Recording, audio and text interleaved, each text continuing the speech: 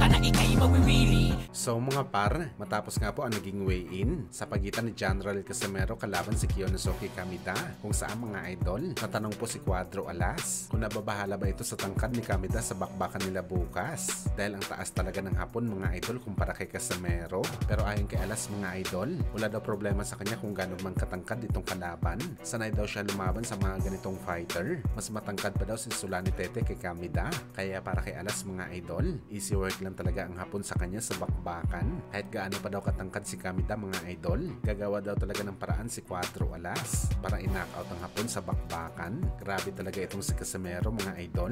Anime may pinaplano talaga ito na malupit kay Kamida sa bakbakan, kung saan marami nga po mga idol ng mga Pinoy boxing fans ang sumang-ayon sa mga sinabi ni Alas. Sa rason nakita naman daw sa katawan ni Kamida, matangkad ito pero manipis naman ang katawan, lalo na ang bodega ni Kamida mga idol na parang x-ray ang katawan nito. Nakaumbok talaga ang ribs nito sa katawan at baka madurog daw ito mga idol kapag natamaan ni Casimero ng malupit na kanan.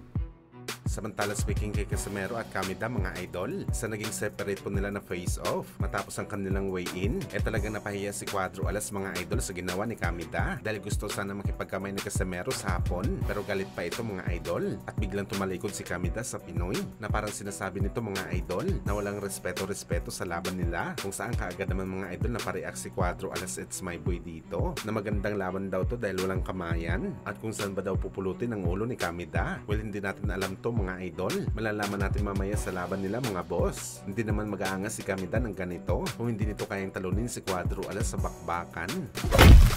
Samantala matagal pa nga po mga idol ang planong super fight na bakbakan sa pagitan ni Junto Nakatani kalaban si Naoya Inoue, pero ngayon pa lang mga idol, marami na kaagad ang mga nagsasabi ng mga boxing experts na sakali may ikasa daw talaga ang bakbakan ng dalawang Japanese boxing superstar. Posible daw magwawalis lang daw ng sahig si Inoue sa laban nito kay Nakatani. Masyadong malakas daw talaga at matigas si Inoue kumpara kay Nakatani. Well, sangayon tayo dito mga idol dahil kagaya sa mga sinabi ng batikang boxing experts na si Chris Algieri, hindi pa daw to si Junto Boy para lumaban kay Inoue pagkalipas ng 6 na buwan.